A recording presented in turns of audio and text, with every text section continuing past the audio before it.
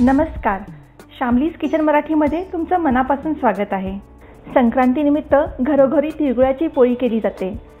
तर आज आपण तिळगुळाची खुसखुशीत पोळी कशी बनवायची ते पाहणार आहोत।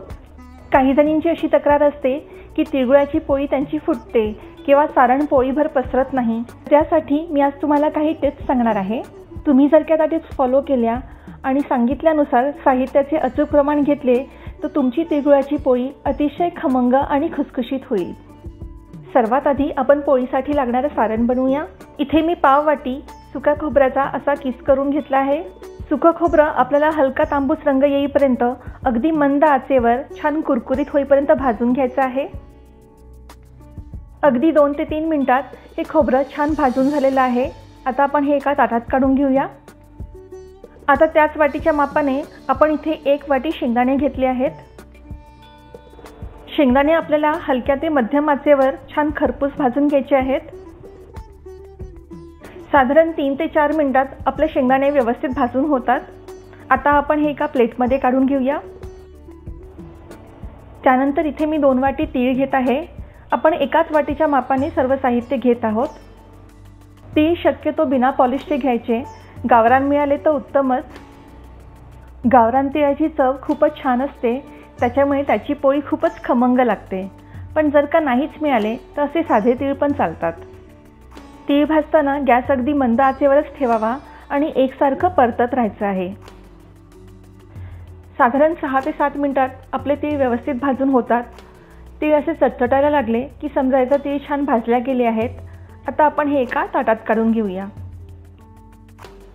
आता त्याच कढईत 2 चमचे साजूक तूप घालूया।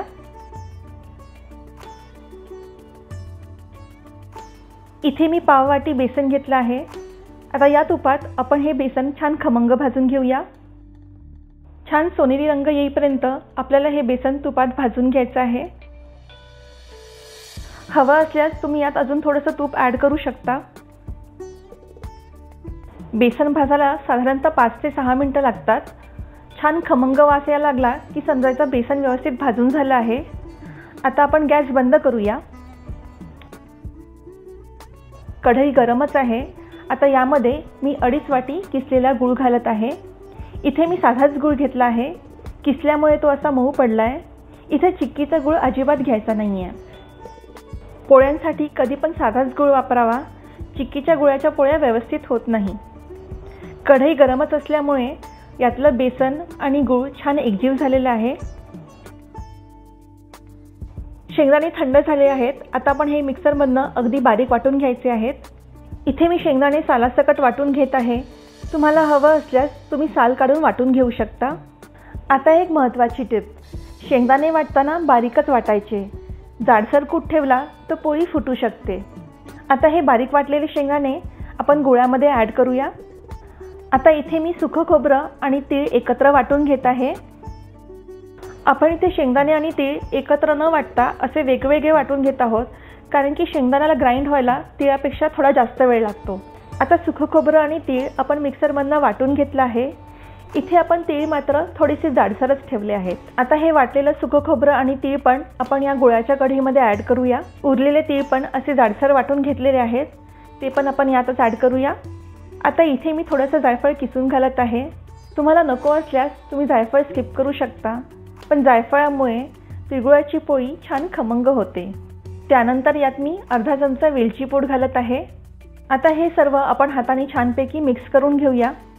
आपण हे हाताने बऱ्यापैकी मिक्स करून घेतलं आहे, पण गूळ बाकी सारणासोबत एकसारखा मिक्स व्हावा यासाठी आपण मिक्सरमधनं थोडंसं फिरवून घेऊया।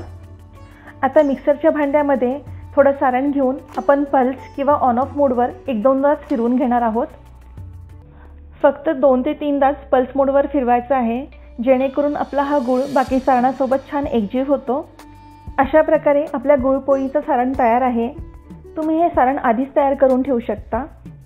तयार सारण जर तुम्ही अशा हवाबंद डब्यामध्ये ठेवलं तर ते आरामात टिकतं। आता आपण पोळी करण्यासाठी कणिक मळून घेऊया। इथे मी 2 वाटी गव्हाचं पीठ घेतलं आहे। त्यानंतर त्याच वाटीच्या मापानुसार मी इथं पाव वाटी बेसन घेत आहे। चवीपुरतं मीठ, त्यानंतर 2 चमचे गरम तेलाचं मोहन घालूया। आता लागेल तसं पाणी घेत आपण याची कणिक मळून घेणार आहोत। गुळपोळीसाठी कणिक मळताना थोडी घट्टच मळायची आहे। बेसन थोड्या वेळाने सैल पडते, त्यामुळे त्यानुसार आपण इथे कणिक घट्ट मळून घेतलेली आहे। बेसन घातल्यामुळे पोळी छान खमंग होते, शिवाय लाटतानाही सरसर लाटल्या जाते। आता त्याला तेलाचा हात लावून थोडी मळून घेऊया। आता झाकण ठेवून आपण 15 ते 20 मिनिटं ही कणिक रेस्ट करायला ठेवूया। 20 मिनिटं झालेली आहेत। आता थोडं तेल लावून आपण ही कणिक पुन्हा एकदा थोडी मळून घेऊया। पोळी लाटण्यासाठी इथे मी तांदळाचं पीठ वापरत आहे।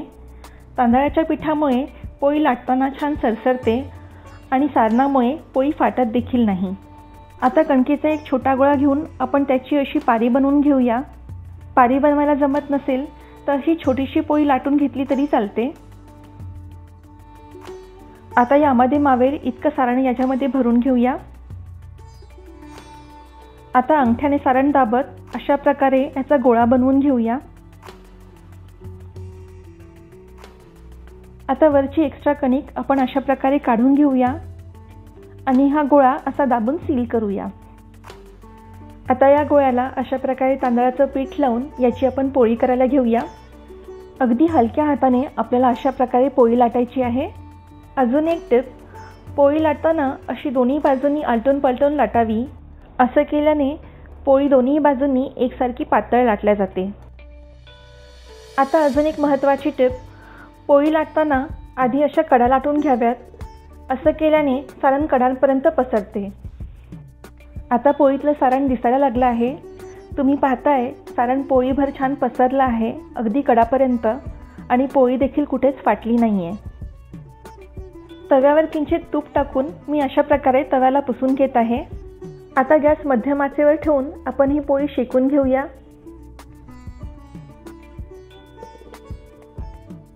आता यावर आपण तूप लावूया।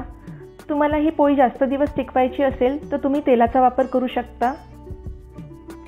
खरपूस होईपर्यंत दोन्ही बाजूंनी आपण ही पोळी छान भाजून घेणार आहोत।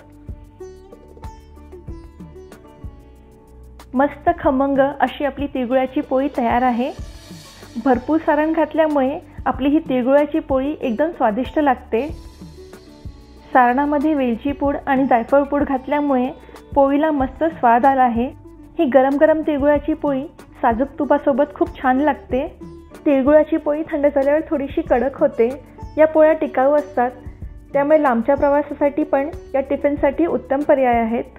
तुम्ही ही तिळगुळाची पोळी जरूर ट्राय करून बघा आणि तुमच्या प्रतिक्रिया मला कमेंट्सद्वारे नक्की कळवा। तुम्हाला माझी ही रेसिपी आवडली असेल तर जरूर लाईक करा आणि तुमच्या फॅमिली आणि फ्रेंड्समध्ये ही रेसिपी शेअर करायला विसरू नका। तुम्हाला जर माझ्या रेसिपीज आवडत असतील आणि अजूनपर्यंत जर तुम्ही शामलीज किचन मराठीला सबस्क्राईब नसेल केलं तर नक्की सबस्क्राईब करा आणि माझ्या नवनवीन रेसिपीज सर्वात आधी तुमच्यापर्यंत पोहोचण्यासाठी बेल आयकन क्लिक करायला विसरू नका।